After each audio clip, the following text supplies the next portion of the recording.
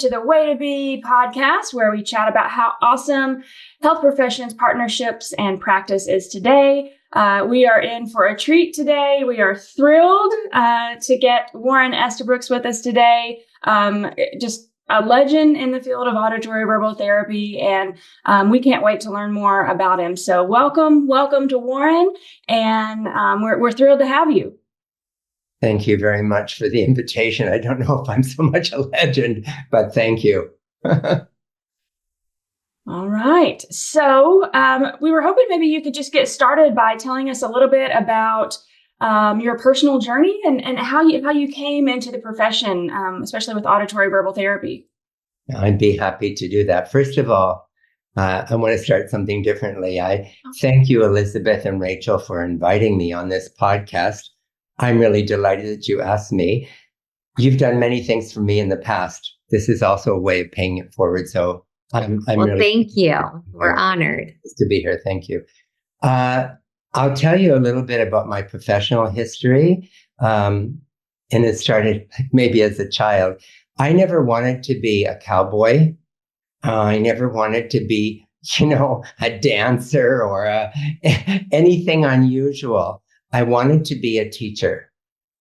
That's all I ever wanted to be. And so when I finished secondary school here in Canada, we had 13 grades, so I was 18.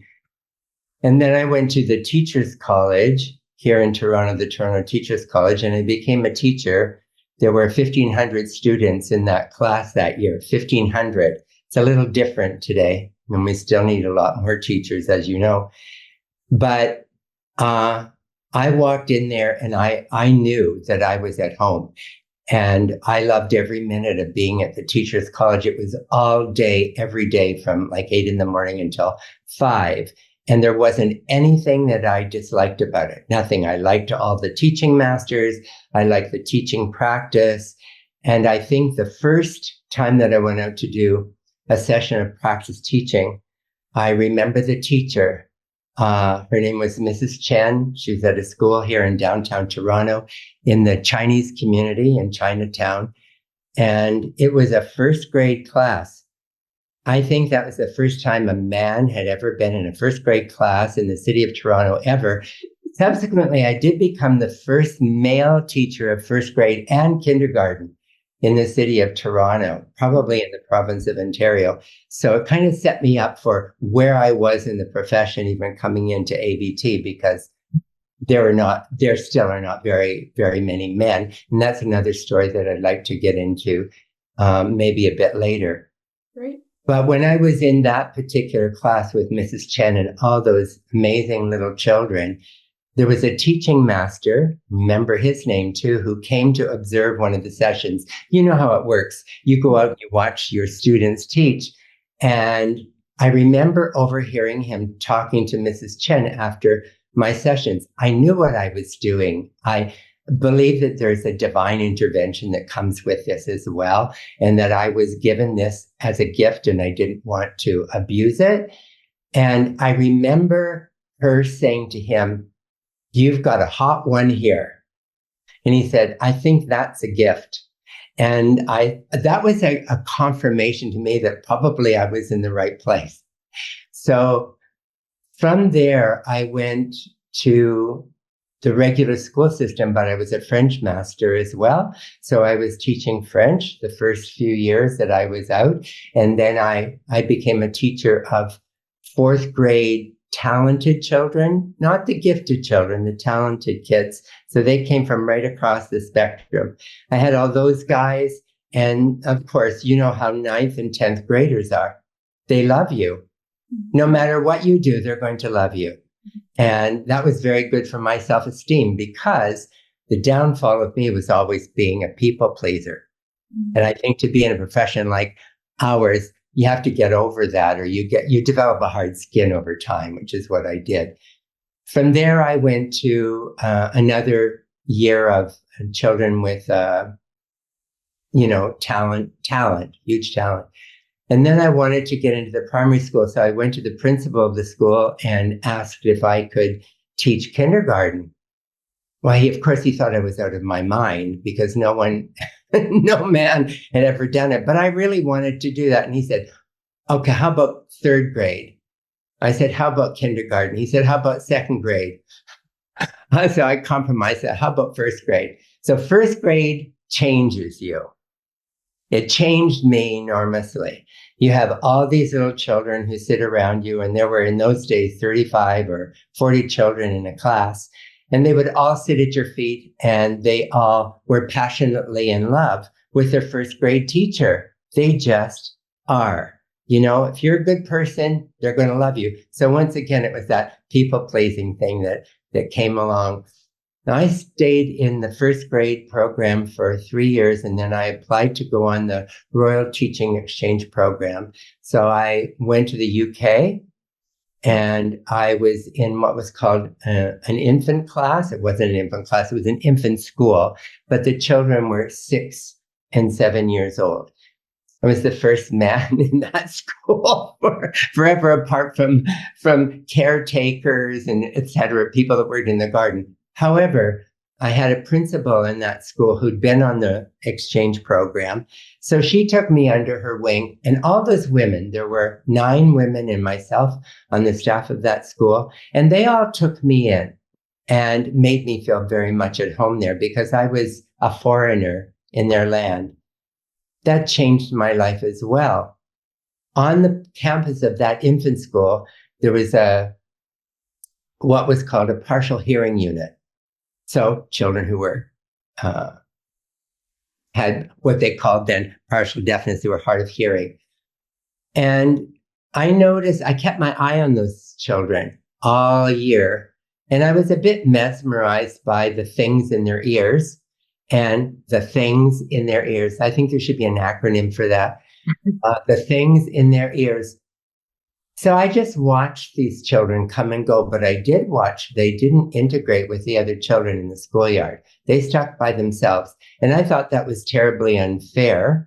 And I understood why they did it, but I didn't think that the rest of the school community was making much of an effort to integrate either. So I thought, there's a community appeal that needs to go on here, but it wasn't my place. It wasn't my place to do it. I had my work to do there. I did it. So I came back to Toronto, and I was then a kindergarten teacher because they finally succumbed and put me in a kindergarten class. So the kindergarten teacher next to me and myself had 132 children between the two of us. In Canada now, we have kindergarten, whole day kindergarten. We didn't then. We had a class in the morning and class in the afternoon. And I was teaching in a highly non-desirable area. You know what I mean by that, and probably everybody does. But I loved that too. I mean, that was a real challenge. And once again, they're little children and they like you. So it was stoking, this self-approval stuff that I seem to dwell on. I got over that, and I'll tell you more about it. So during that year that I was there, I thought I wanted to get involved in special education, but I didn't know what field it was. I thought maybe children who were emotionally disturbed, multi-involved children, I didn't know. So I kept my eye out for the flyer that came out every week from the Toronto District School Board. And there was an ad there that asked for teachers, career professionals. You had to be a career professional for at least 5 years. And I've been teaching for 13 or 14 at that point. And they were going to interview and take 2 people from the city of Toronto, send them to a graduate school program to become a teacher of the deaf. And I thought, well, I'll apply for that. So I applied for that, had my interview, and I got that. And off I went to the graduate school program. Once again, I was the teacher education program in the province of Ontario at that time was at a school for the deaf. And it was a city about 2 hours east of Toronto. And that's where everyone went to train to become a teacher of the deaf, unless they went to the UK, to Manchester or somewhere, maybe the Clark School or something in the US. So I went there, and I'll tell you just a little bit about my first week there. I had an amazing set of teaching masters. Well, actually, one of the reasons I did apply for that, at the same time, I had a friend in New York who had a daughter who was deafened by meningitis. And she eventually went to the Cleary School in Suffolk County. Mm-hmm. And I have a story that I'd like to tell you about that. So I went to the Cleary School. It was run by the Sisters of St. Joseph, I think, at that time. And there was, is that a place for a divine intervention? A bunch of nuns teaching children with hearing loss. And I had this again. And I thought, I went away from that school and I said, I'm either becoming a teacher of the deaf or I'm becoming a nun. And anatomically, I didn't fit the latter. So I applied for this graduate school program and off I went there. There were about 20 people in that class. And once again, I found myself in a place where I knew what I was doing. I was a career professional. I knew how to make lesson plans. I was very neat. I could print very well. They loved those lesson plans, and the follow-up you do and the prep you do before and how you stimulate the class. And I underlined every title in red. I'm a stickler for detail. So loved that. And I went out to do all the different teaching practices during that time. And I had only one class I went to where I had to use finger spelling. And it wasn't my forte. And I had to learn sign language during that year. It wasn't my thing, but I did what I had to do. And going into that kind of environment, I knew that probably coming back to Toronto, I would go to the School for the Deaf, which was considered an oral school at that time. And we all know the definition of that. So I came back to Toronto. I went to that school. And I started teaching kindergarten in a class. And then I moved with some of those children to another class. And I developed a teaching program with a wonderful woman who was an inspiration to me. And there was a conference we all know conferences, right? Everybody. We do thousands of them. There was a conference in Houston. And we had developed something that was very unique. And I said, why don't we submit this? So we submitted it. They took it off. We went to Houston. And because we were showing children doing things, people love that stuff. Mm-hmm.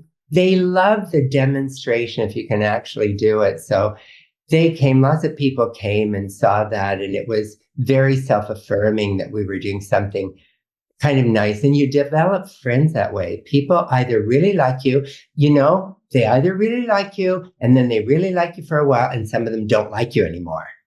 I don't know if you've been there, but I've been there. I've dealt with my whole career. So I think everybody needs to look at that issue.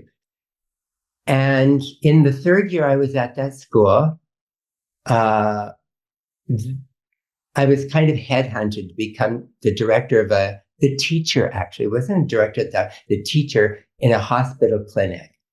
And that hospital clinic, eventually, I went there and I said, the deal is I'll go for a year or maybe 2, because I was on a 10-year track to become, a supervisory officer with the Ministry of Education or something like that. Mm-hmm. So I went to that. It became the Learning to Listen Foundation. I had amazing people that worked there. I had hundreds and hundreds and hundreds of families. And I stayed there, and you kind of developed a reputation through the head of the nonprofit charity that I worked for. He had been tied up with ICAVIC. Do you remember ICAVIC, the International Committee on Auditory Verbal Communication? So he was with that and he was really busy and he said, I don't think you should do this anymore. But he said, I'm sure Warren like good at doing that. And so I went, sure, I'm in. And so I went off to my first ICAVIC meeting and I was surrounded by people that that truly are legends in the field. Like Daniel Ling was there, Helen Hullock-Beebe, Doreen Pollock, and other people, Nancy Cleffe, I don't know if you know Nancy, and some other people. And I became part of that group, Don Goldberg, Judy Simpson, these people, Ellen Rhodes and Maxine Turnbull. Those are the people that I remember. And back in those days, we all worked together. This was a real labor of love to move auditory verbal forward.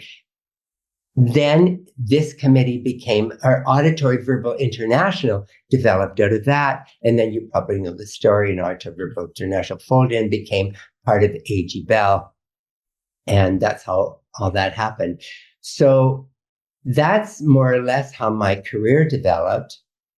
And I spent 27 years at the foundation, and that foundation closed in 2007. It's also a matter of money, et cetera, which often is the way nonprofit charities, because we were becoming an expensive program to run. And if you don't have a big budget for that, it's kind of difficult. So that closed down. And that was, of course, very shocking to us. But people found their way. Families found their way to other programs. It never is the end of the world. There is, it rains, there's a rainbow, and you follow it, and there might be a pot of gold at the end of it. And at that time, I was 20 years younger than I am now. I'm like heading toward, I'm much, much older than you guys. And I thought, well, maybe I would just retire and do something, but I was offered many other things to do. And I was really grateful for that. And so I became a consultant and developed my own training program, my own company called We Listen International. And through that company, I had myself and people that I would employ as contractors who would go with me. And they went, so I worked for one of the companies. I actually worked for Cochlear. It's the only company I worked for many, many years. And I had been a consultant to them since 1989. Mm-hmm. And then I was really working for them a lot from 2007 onwards. And I worked in many, many countries training professionals. And for the last 10 years, I had been working in the Middle East. Mm-hmm. And I technically retired in June of 2022 in Dubai. And I just want to tell you about my retirement lunch. It was great. I had myself and somebody that I had trained who is an LSF AVT, Beauty Harris. Oh, yes. That was it. Her and I. And we had this lunch together and I retired. That was it. Wow. So that's kind of how it unfolded, apart from all of the publications that I'd be happy to talk about later.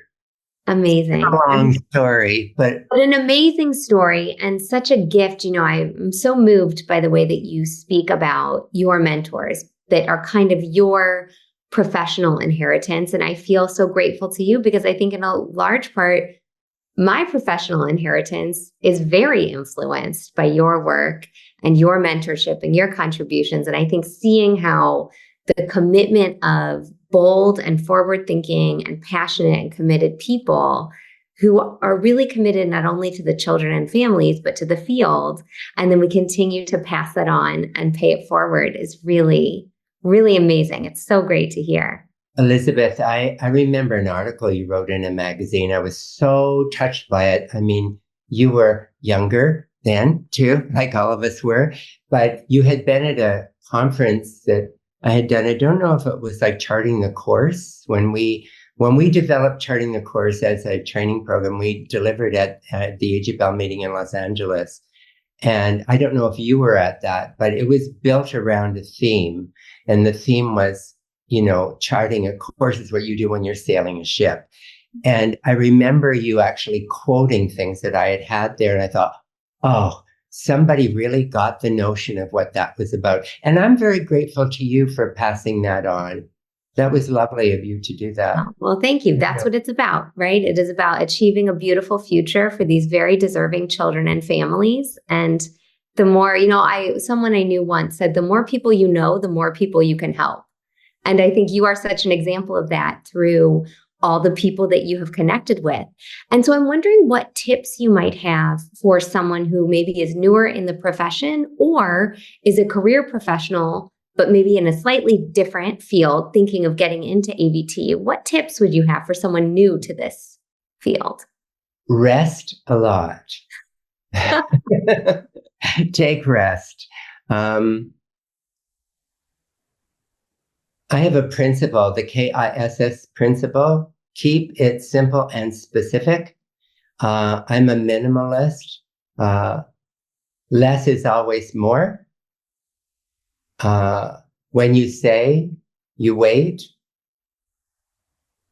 And if you say something, if it's a statement to children you're working with, or to one of your colleagues, or a question, wait for a response. Now, my modus operandi, because I work on, like all you do, on so many thinking levels all the time, especially the analytical stuff, we always have a solution to something before we even see the problem. And we have to wait for people to give us their own thoughts on it. For people that might want to get into this, I think it's best to find people that you connect with in any profession who will let you observe. Like, we're in a different world now because of privacy, but that you could go and observe them doing work. Either you observe them doing, their telepractice, which is not what I do, but the clinical work, or in a classroom, if you're a teacher, go and watch everything, write everything down, write it down. And the things that strike you that think, wow, that's really nice. I really like that. And then question the person about it. Ask if there's a way you can help.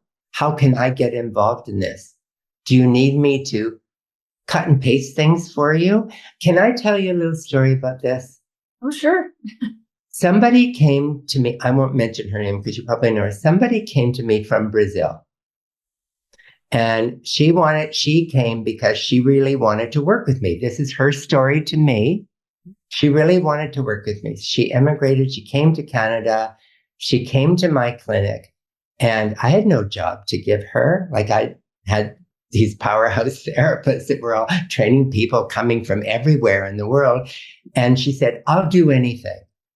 I'll do anything just to be here. That's the kind of passion that I loved. So I kind of passed her on to one of my other staff who was from, and I said, can you take care of this? And she said, no problem. And she was cutting and pasting things for games and this kind of stuff, but she was sitting and watching and taking everything in. And then I had a position that came open, and I thought, how am I going to manage this? Because technically, I cannot hire her until she is registered with one of the colleges, right? And she had to upgrade her certificate. And so I didn't do it probably the right way, but I don't care because I'm older now and they can put me in jail. They want. And I said, here's the deal.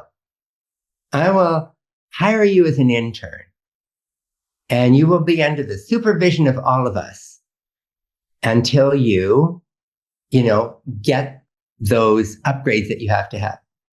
And so that's how she came in. And of course, she did do upgrades, and she was very, very smart. So that's how she got into it. So do anything to get there. And you need to know things about audiology.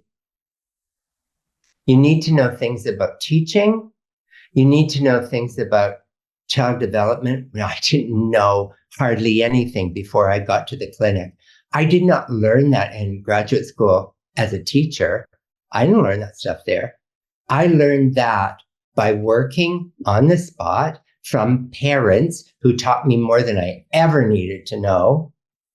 And I learned it from, with all due respect, the audiologists that I worked with in the hospital and the amazing speech pathologists who just embraced everything that I was trying to do. Because I was in a hospital, and you can imagine being in your own room in a hospital and mooing and clucking and barking and ah-ing and dramatizing everything and people walking by your door going, what the hell is going on in there?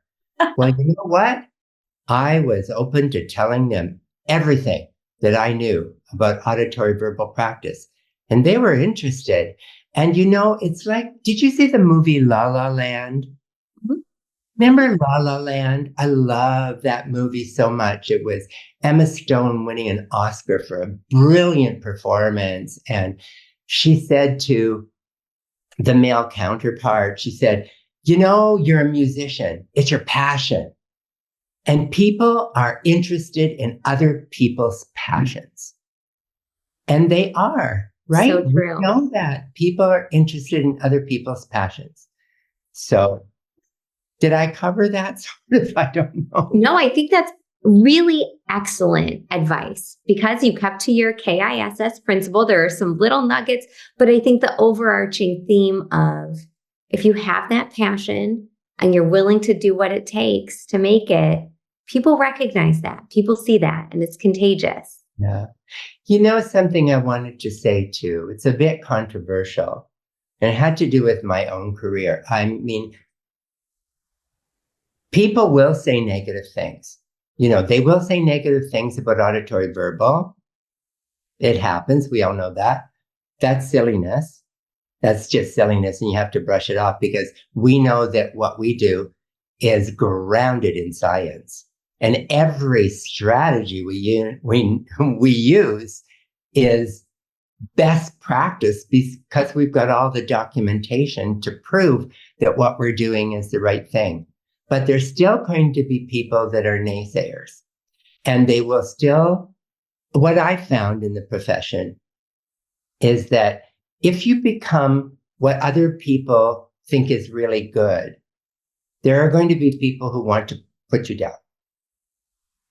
I don't know if you've experienced it, but I certainly have. That was really hard to take because it can also come from within the profession. And that I really didn't like. And that made me disappointed in us as a profession. Instead of speaking out and embracing people, it's my nature to do that, to talk openly and kindly, with people. And so that was a smack of reality.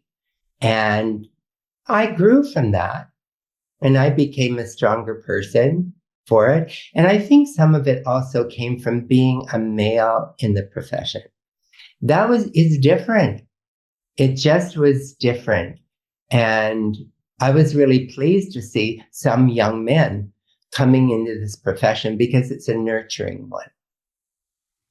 I think that's amazing. And I've been kind of jotting down some notes as you've been talking, just because, I think it's important to talk about that sometimes when it feels like when you're doing important work and you do start to kind of head down this positive path, sometimes some negative things do come on, like it's to be expected, right? Yeah. But how you respond to that is key, right? And you can't let it get you down. And I loved, like, even in the story that you told, you talked about, how someone in the very beginning, lifted you up and said, "Oh, you got a hot one right there." Well, that was as a boost of confidence and like, hey, that validates you're headed down the right path. And how important that is for us too. Like when we see somebody that's doing something great, we need to be the ones that are lifting people up and doing those things. And then I also thought it was great in your story when you said, well, I saw this great need, but it wasn't my place. And so sometimes we have to know when to push and then when to say, you know what, this one, that one's not for me. I'll support from afar or whatever I can do. That's, you have to be a bit discerning, but it's important for us to know when to do that too. And then I love that you mentioned, like, people love passions, like that they love seeing other people be passionate about things. That's, I don't know. I wanted to highlight those three things because I just thought that was awesome. Yeah, Rachel, I'd like to talk about something else that I got some criticism for, but I didn't care. I listened to it a lot and I just go, I don't care. I don't care anymore. You can say whatever you want. It came from my style of training professionals because my dream was not to become a trainer of teachers or a teacher of teachers. It was an evolution. That's when my friends say, Warren, you're not old now. you're evolving. I go, yeah, thank you. I'll take that one. So I evolved into training professionals, but I came to that because I loved to share the work. And when people came to the Learning to Listen Foundation from all over the world, people came there and they would come for a week or 2 weeks or 3 weeks, and they would sit. We didn't have, the mirrors or the glasses. Right. We didn't have that. They had to sit right in the room. So you have to tell them, these are the rules, and the kids catch your eye, just look down, pretend you're busy doing something, that stuff. So when I started to train professionals and go to big conferences, I would show samples of what I was doing. One criticism is, he's only showing the kids that can do it. Not showing the failures. Okay, we've all had that. My thing about this is, you want me to go and show you a child not really doing well or failing or something to you? I'm not going to do that. You want to see, you can come and see in the clinic. Yes, and you evolve into doing it. So what I did is, even in the training programs, we would have samples of interactive auditory verbal therapy between myself or my staff, my team member who was doing it, the parents, whoever was in the room, the family dog. I didn't care who came there. And then when I showed that tape, I'd say, okay, what struck you? What was great about that? And that's easy. But it's also easier to pick out, I know where the flaw was. I know, because we do that. And I thought, no, they're not going to do that on me until I do it first. And I know that I'm very good at doing that. That's one of my superpowers. I know when I'm not doing things well. And so I would do it, and I would script exactly how I could raise the bar on professional performance. And I considered the professional performance to be, what is my behavior here in the therapy session? So one of the criticisms I got for that, and there's students love it. The students love it. They go, he like screwed that up a bit, or you know what? Anyway, this is a good thing. But the professional community would then say, you're being like too hard on yourself, or this is a bit of a show. I don't see it that way at all. Even if you share the work in a very large forum and it smacks of a bit of show business, it's my personality. I want people to pay attention, and you get the attention however you get it. Everybody has a different style. Can I go on just for a minute here? Because I have something in this book. And I did look this up this morning. You know this book, guys. Mm-hmm. It's on my shelf right there. Yes. Thank you so much for So I wanted to just say something specifically about something in chapter 17 of this book, because I think I nailed it, and I'd never written about it before, but this is what I wanted. I nailed it. It's called The Art of the Auditory Verbal Practitioner. So the way, Rachel, you do therapy in a therapy session, and Elizabeth, the way you do it, the way I do it, well, we might have some similarities. We might have a lot of differences. But what we do, how we do it, is our art form. And it's like a Picasso, right? Or a Chagall or something like that. You paint a picture based on your knowledge and your interaction. There's no one way. There's no one way to do it, but there's a science behind the strategies we use. So I was reading this and I thought, we have a lot of things in common with each other. And when we chart this whole course, it's not going to be the same for each one of us. But there are guidelines so somebody will be more drama queenish in therapy. I'm actually not like that. Surprisingly, I'm not. I talk that way about it. But actually, in therapy sessions, I became quite more reserved and then watched the action really that was going on. And that was my style. And I would wrap it up at the end with something fantastic so that they would want to come back. But it is the parent who has to buy it, right? It's a buy-in. I think I learned that from Dave Sindri, one of our colleagues, when he was doing something for me. You have to buy into this concept of auditory verbal therapy. Probably any therapy, you have to really want to buy into it, understand it. And one thing I will say to the professional community is I think you should have in the front of every chart of every one of your clients that agreement that you have with a parent from the beginning. This is what I promise you. This is my marriage vow to you. This is what I will do for you. This is what you will do for me. It involves all showing up on time and, the regular stuff, because that protects us as professionals when you have to have the very difficult conversations about when this program may not be the program for that family. And they don't want to leave you. But it's an evolution.